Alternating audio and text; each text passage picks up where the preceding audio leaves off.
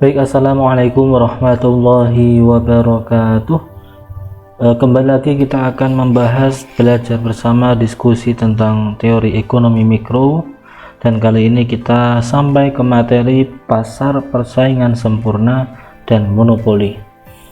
Nah, kali ini kita akan bahas dua materi sekaligus, yaitu persaingan sempurna dan monopoli, dan nanti kita juga akan seperti biasa kita akan berbagi tugas dan semoga bermanfaat. Mari kita mulai.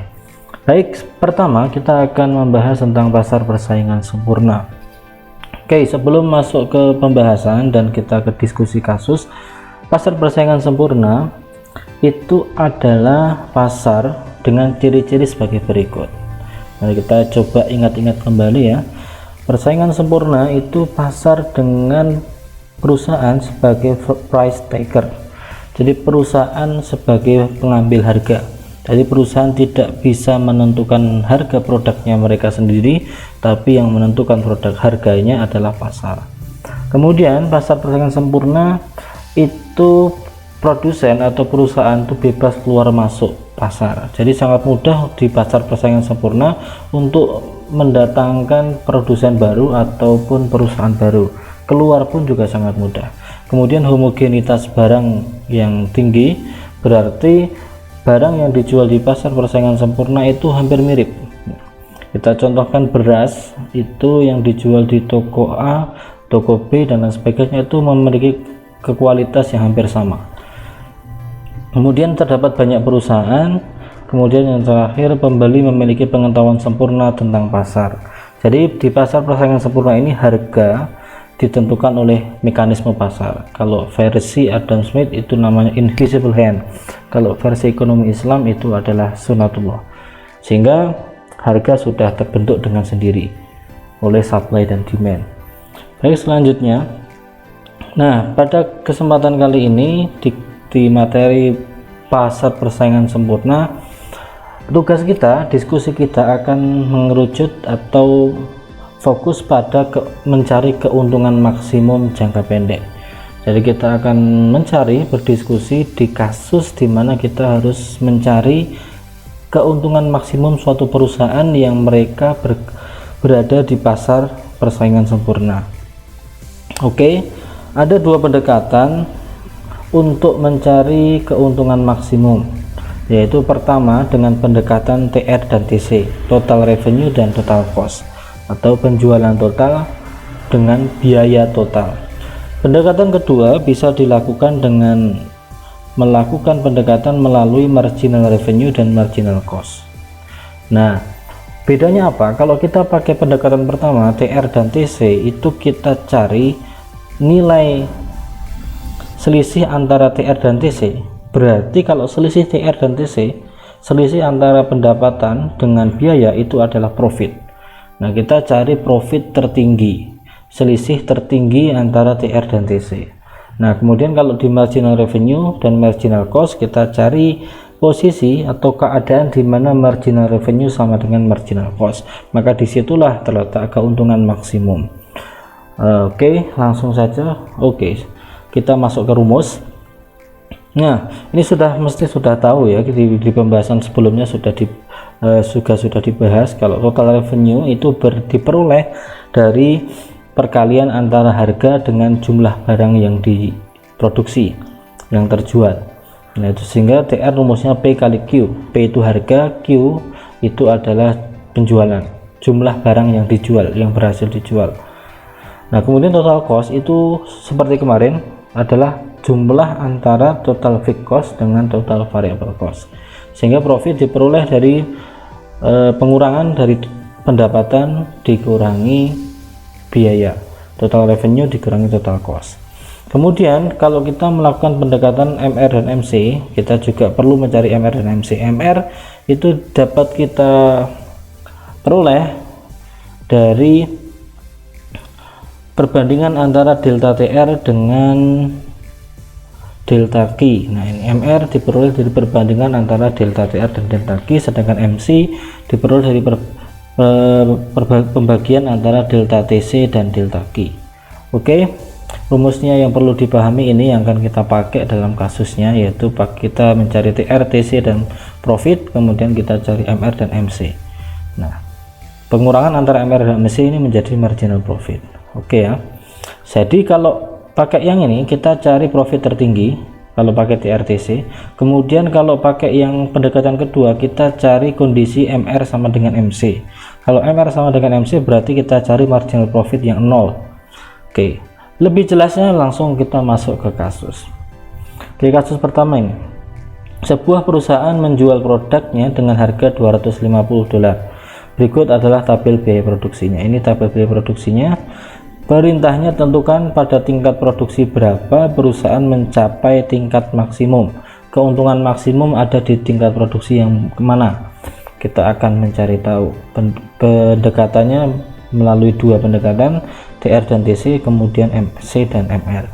Oke, langkah pertama kita pakai pendekatan TR dan TC. Kalau kita pakai pendekatan TR dan TC itu berarti kita perlu mencari pertama adalah TR. Nah, ini ada TC nya sudah, produksinya sudah, harganya nih 250 ya, harga 250. Selanjutnya kita mencari TR ya. TR, total revenue. Oke, total revenue ini diperoleh dari perkalian antara harga. Nah, ini pasar persaingan sempurna itu memiliki harga yang flat, tetap. Nah, demand harganya tetap karena perusahaan tidak bisa menentukan harga, yang menentukan adalah pasar. Jadi harganya tetap 250, mau produksi berapapun harganya tetap 250 ya. Produksi 1 sampai 10 harganya tetap 250. Nah, sehingga kita cari ini, misalkan ini 250, kemudian ketika kita memproduksi 1 maka total revenue-nya berapa? 1 kali 250 ya, jadi ketemunya 250. Oke, sebelumnya kalau produksinya 0, 250 kali 0 ya 0. Oke, pertama 0. Kemudian kalau produksi 1 250, produksi 2 berapa? Produksi 2 500. Oke ya.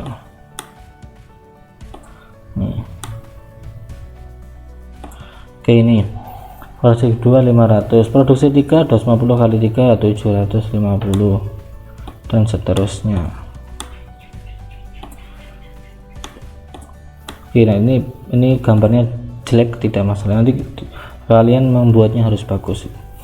Oke ya, kalau ini 250, TR nya 250. Oke, kita cari profitnya. Ketika produksi 0, profitnya berapa? TR dikurangi TC, 0 kurangi 150 minus 150. Jadi kalau perusahaan tidak memproduksi maka perusahaan itu rugi sebanyak $150.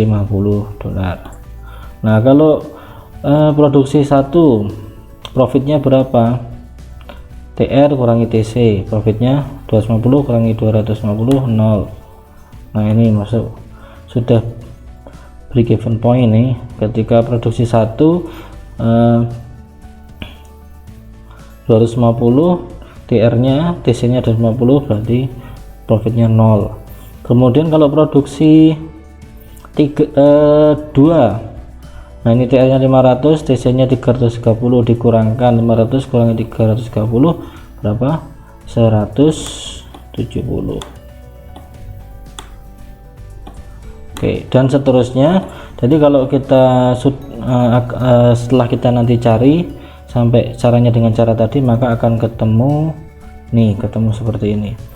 Nah, ini tadi hasilnya, seterusnya kita taruh seperti ini. Dan setelah kita mengetahui, kita cari profit tertinggi. Nah, ada di produksi 7 dan produksi 8 karena menghasilkan profit 1070. Oke, paham ya? Pendekatan pertama sudah. Selanjutnya kita pakai pendekatan kedua. Pendekatan kedua itu kita cari MR MC dan MP, marginal profitnya. MR dan MC pertama, kalau kita cari MR berarti MR itu kita MR. Oke, saya contohkan satu dulu, kemudian kita cari MC, kemudian kita juga cari MP. Oke. MR dapat diperoleh dari delta TR dibagi dengan delta Q. Ini karena selisih, nah ini karena urut ya, berarti delta Q nya selalu 1. Jadi karena selalu 1 berarti tinggal aja cari selisihnya. Kalau di sini 0 berarti MR nya 0 ya. Yang kedua 250 ke 0, MR nya 250 ya. Coba dari mana nih, deltanya kan 250 kurangi 0 kan 250 ya. Selanjutnya 500 kan 250 juga. Oke, dan seterusnya ya. Kalau MC nya sama, kita pakai yang MC ini 150, MC nya ini sudah 150.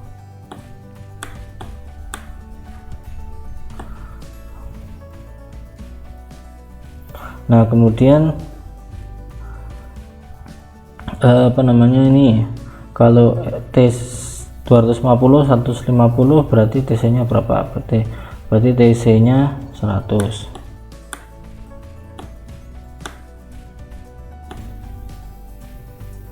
Oke, nah selanjutnya kalau ini 330 ke 250 berarti MC nya selisihnya berapa? Nah selisihnya 80 dan seterusnya, sehingga nanti akan menjadi seperti ini. Oke.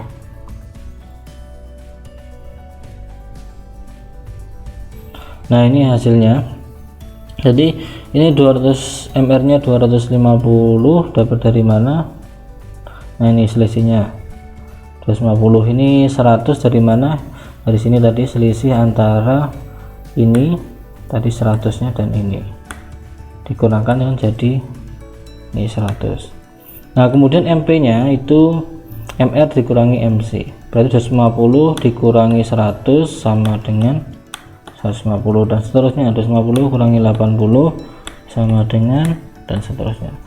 Nah di sini kasus ini kita cari ketika MP nya 0, nah, atau MR sama dengan MC, berarti ada di produksi 8. Nah ini sudah dua pendekatan sudah kita pahami, semoga bisa paham. Nah selanjutnya di pasar persaingan sempurna kita akan mencari tahu kemungkinan keuntungan perusahaan. Jadi di pasar persaingan sempurna itu perusahaan tentu bisa untung, bisa rugi, dan bisa shutdown. Shutdown itu adalah bangkrut guys.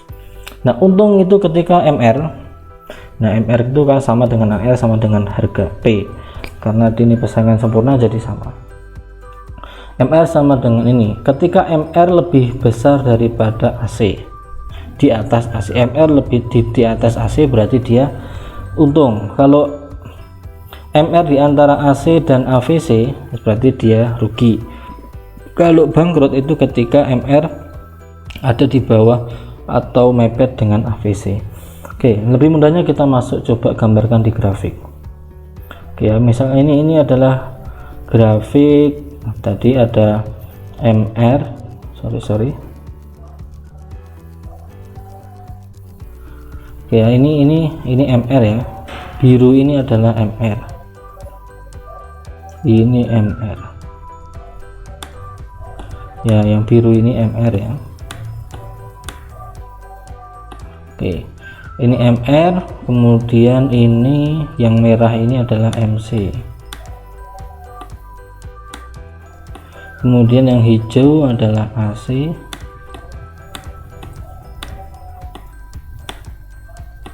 kemudian yang kuning adalah AVC.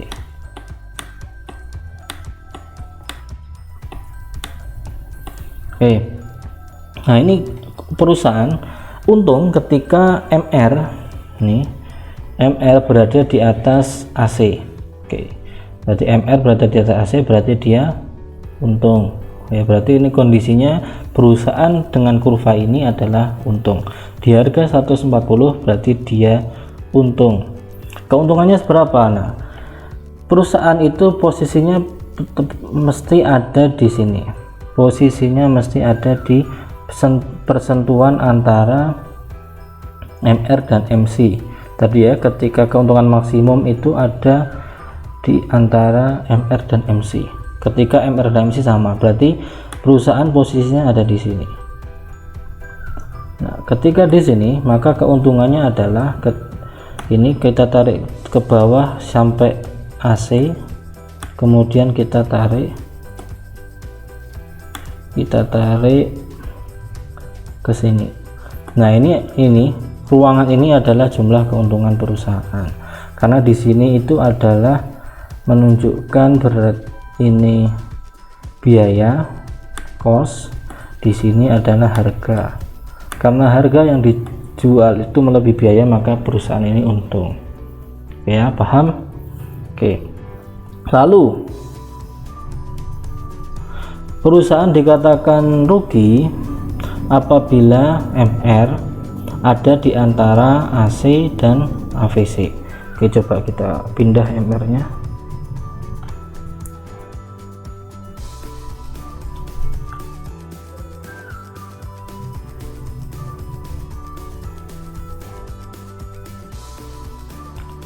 Oke, coba kita pindah. Nah, ini kan kalau di sini perusahaan untung. Kalau ini MR-nya berada di sini, oke ya, di antara AC, ini AC dan AVC, berarti dia rugi. Nah, karena posisinya di sini ya, ingat posisinya tuh pasti di antara persentuhan antara MR dan MC. MR persentuhannya di antara AC dan AVC, berarti dia rugi. Nah, kalau ini sudah sampai terlalu bawah, di bawah AVC, nah perusahaan ini bangkrut karena dia tidak bisa memenuhi variable cost. Berarti dia tidak bisa produksi dong. Kalau perusahaan tidak punya uang untuk memenuhi variable cost, berarti dia tidak produksi, maka dia harus bangkrut. Oke ya. Oke, paham sampai sini? Oke. Kalau sudah paham, kita lanjut.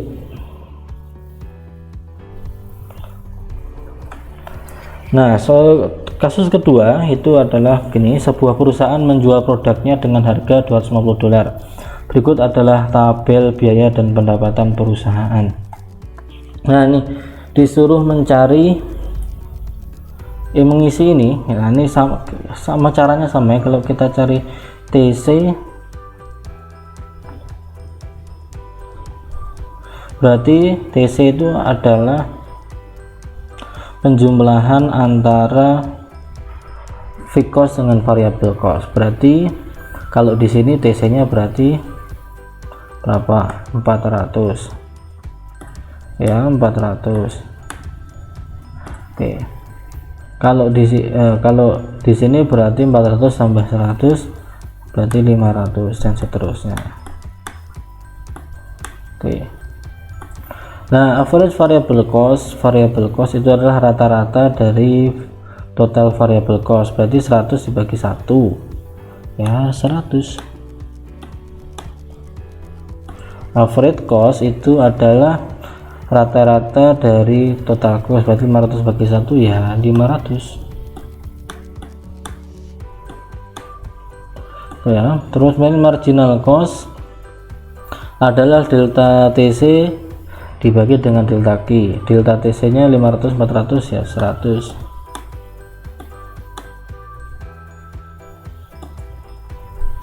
Nah, TR, nah ini harganya 250, berarti kita kalikan 250 dikali 1, berarti di sini 250. Marginal cost delta TR ya 250.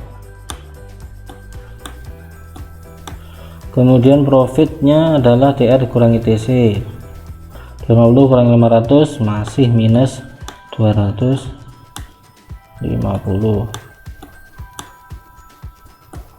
Nah, ini sama tinggal ditentukan aja, tinggal diisi sama seperti ini, dan kalau sudah diisi nanti ketemunya jadi seperti ini. Oke, ini profitnya. Oke, sangat mudah dipahami ya. Kalau sudah mudah, kita lanjut. Nah, ini sudah selesai materi tentang pasar persaingan sempurna, sudah selesai nanti. Nah, kemudian kita lanjut ke ini. Kalau dibuat tabel seperti kalau dibuat grafik jadinya seperti ini. Nah, coba lihat ini perusahaannya untung atau rugi. Nah, kita lihat MR nya berada di atas AC, berarti dia untung guys.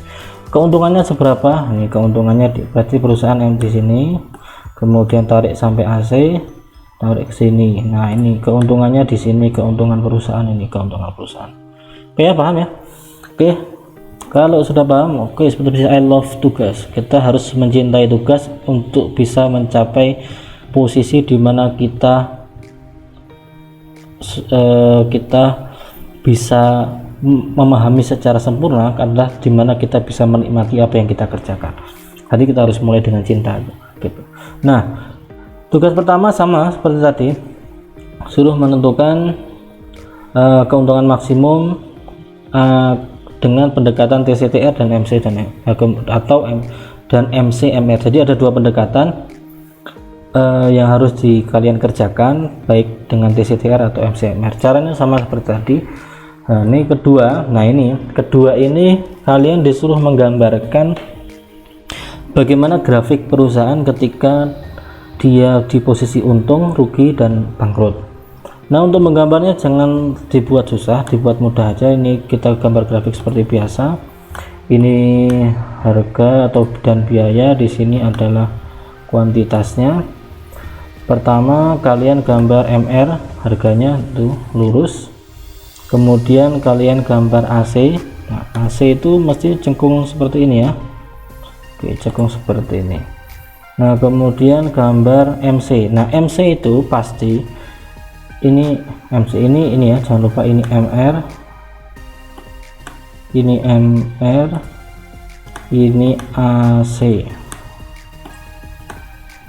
Nah, kalau MC itu dia juga cekung seperti ini dan dia akan bertabrakan dengan titik minimum AC. Nah, jangan lupa ini adalah MC.